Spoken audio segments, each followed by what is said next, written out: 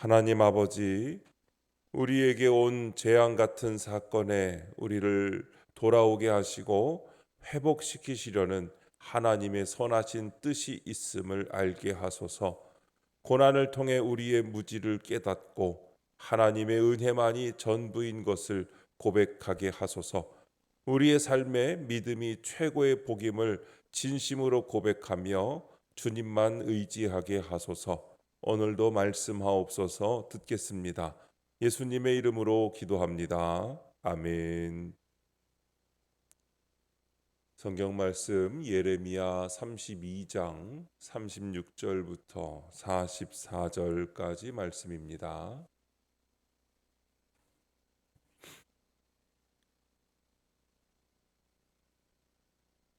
우리 다 함께 한 목소리로 하나님의 말씀을 읽겠습니다.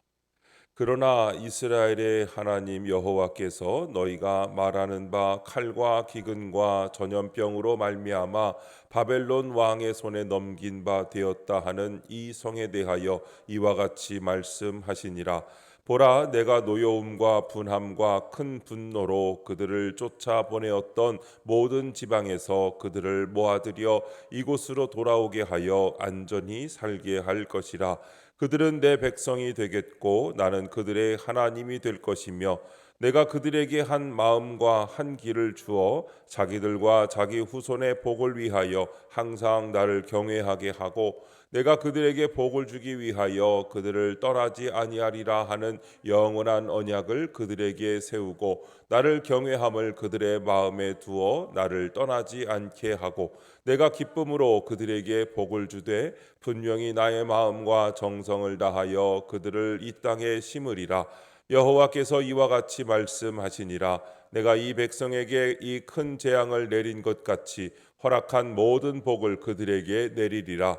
너희가 말하기를 황폐하여 사람이나 짐승이 없으며 갈대아인의 손에 넘긴 바 되었다 하는 이 땅에서 사람들이 밭을 사되 베냐민 땅과 예루살렘 사방과 유다 성읍들과 산지의 성읍들과 저지대의 성읍들과 네겝의 성읍들에 있는 밭을 은으로 사고 증서를 기록하여 봉인하고 증인을 세우리니 이는 내가 그들의 포로를 돌아오게 함이니라.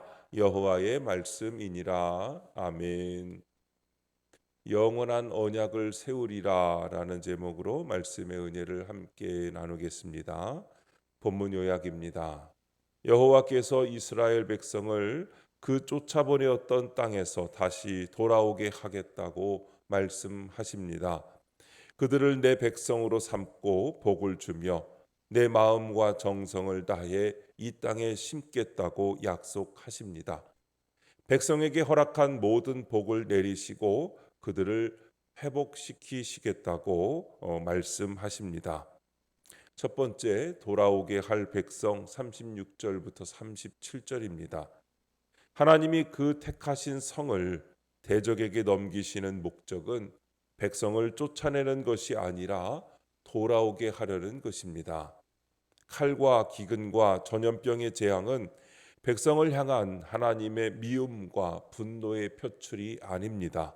깊은 사랑의 표현입니다.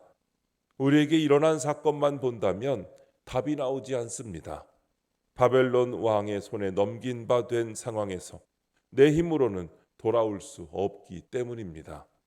이 일을 허락하신 하나님이 나를 가장 사랑하시는 내 아버지가 되심을 믿을 때 길이 보입니다. 적용 질문입니다. 나를 낙심하게 하는 일은 무엇입니까? 내가 돌아가야 할 영적인 자리는 어디입니까? 우리는 종종 우리 삶에 일어나는 고난이나 위기 앞에서 이렇게 묻습니다. 왜 하나님은 이런 일을 허락하셨는가? 왜 나는 이런 상황까지 떨어져야 했는가?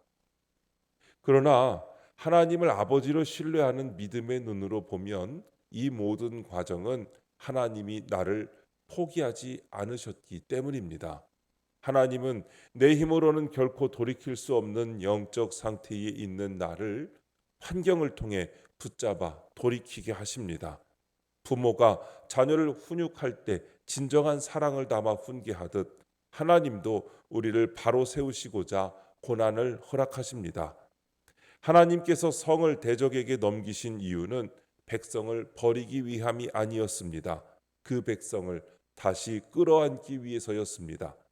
우리가 지금 겪고 있는 낙심의 자리 역시 마찬가지입니다.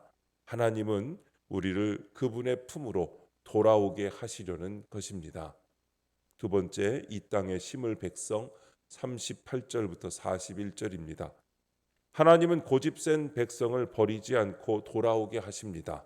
게다가 그들의 마음을 새롭게 하여 주를 경외하게 하며 떠나지 않게 하십니다. 완전하신 하나님이 마음과 정성을 다한다고 하실 만큼 이 일을 열심히 이루겠다고 하십니다. 그 열매로 지금 우리도 주를 믿는 성도가 되었습니다. 오직 하나님이 은혜로 우리를 교회에 심으셨습니다. 그러므로 고난을 통해 내 무지와 무능을 깨닫고 은혜의 하나님을 의지할 수밖에 없게 되는 것이 복입니다. 적용 질문입니다. 여전히 내 힘과 노력을 의지하고 있지는 않습니까? 내가 지금 사는 것이 영원한 언약의 성취임을 고백합니까?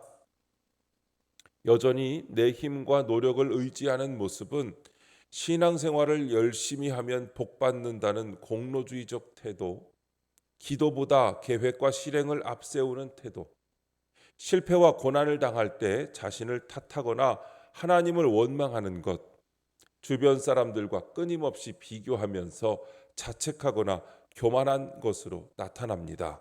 이런 모습은 하나님이 심으신 은혜의 터전에 뿌리를 내리기보다 여전히 자기 주도적 삶에 기대고 있는 상태입니다. 겉보기에는 신앙인처럼 보이지만 실상은 자기 의와 자기 열심에 뿌리를 둔 삶입니다. 하나님은 지금도 열심을 다해 기쁨으로 전심으로 우리를 돌보십니다. 그분이 이 땅에 심은 백성은 결코 스스로 자라지 않습니다. 하나님이 물주시고 키우시며 열매 맺게 하시는 삶을 살도록 부르셨습니다. 고난이든 평안이든 성공이든 실패든 지금 우리가 살아있는 이 자리에서 하나님이 나를 은혜로 심으셨다고 고백할 수 있다면 그것이 바로 영원한 언약의 성취 안에 있는 삶입니다. 내가 아닌 하나님을 더욱 의지하며 살아가는 복된 삶이 되시기를 바랍니다. 세 번째, 복을 내릴 백성 42절부터 44절입니다. 하나님은 지금은 백성이 포로로 끌려가 온 땅이 황폐하게 되겠지만 내가 반드시 그들을 돌아오게 할 것이므로 그 땅에 살며 밭을 사고 팔 수 있는 날이 올 것이다라고 하십니다. 하나님의 백성에게는 큰 재앙이 끝이 아닙니다. 하나님이 책임지시고 그들에게 약속하신 모든 복을 내려주십니다. 어떤 재앙 같은 상황에 있더라도 주의 말씀대로 행한 한 가지가 있다면 그것이 곧 내 본향 천국을 나타내는 표징입니다. 적용 질문입니다. 하나님이 내 세상 가치관을 뽑아내려고 내리신 재앙 같은 사건은 무엇입니까? 나에게는 믿음이 최고의 복입니까? 하나님은 우리가 의지하던 세상의 가치관과 우상들, 즉 소유, 명예, 안정, 자존심 같은 것을 뽑아내기 위해 고통의 도구를 사용하십니다. 어떤 사람은 사업 실패를 통해 돈이 삶의 중심이 되어 있었던 것을 비로소 깨닫습니다. 또 다른 사람은 관계의 상처나 이별을 통해서 사람에게서 위안을 찾던 자신의 모습을 직면하게 됩니다. 혹은 건강 문제, 자녀의 방황, 가정의 위기를 통하여 내 삶을 내가 통제하려던 마음이 얼마나 헛된지 배우게 됩니다. 하나님은 우리 삶에 어떤 재앙 같은 사건을 허락하셔서 우리를 파괴하려 하신 것이 아니라 바른 가치관으로 다시 세우시려는 계획을 실행하신 것입니다. 그리고 그 결과로 우리에게 믿음이라는 가장 귀한 선물을 주셨습니다. 이 믿음을 통해 우리는 약속의 땅, 곧 영원한 하나님 나라를 미리 살아가고 있습니다. 그러니 오늘 내가 믿음을 가지고 있다면 나는 이미 하나님의 모든 복을 받은 사람입니다. 이 고백으로 살아가는 삶이야말로 하나님이 기뻐하시는 진짜 회복의 삶입니다. 오늘도 하나님의 말씀을 통하여 내 삶을 돌아보면서 하나님께서 고난을 통하여 주신 것은 나를 멸망시키려는 것이 아니라 회복해 하시려는 하나님의 선하신 계획인 것을 깨닫고 그 삶 속에서 하나님의 계획을 알고 또한 하나님의 도구가 되어 이 땅에 복음을 전하는 저와 여러분의 삶이 되시기를 주님의 이름으로 축원합니다. 기도하겠습니다. 하나님 아버지, 사건 가운데 저를 구원으로 부르시는 하나님의 사랑을 믿으며 인내하게 하옵소서. 저 같은 죄인을 주의 나라에 심어 주셨으니 말씀에 순종하여 참된 복을 누리게 하옵소서.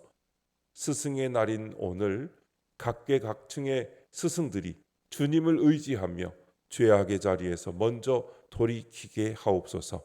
주님, 이 시간 주님께 기도하는 성도의 기도 가운데 함께하여 주시옵시고 주님의 세미한 음성을 들려주시며 그 선하신 손길로 붙들어 주옵소서. 우리 주 예수님의 이름으로 기도드립니다. 아멘.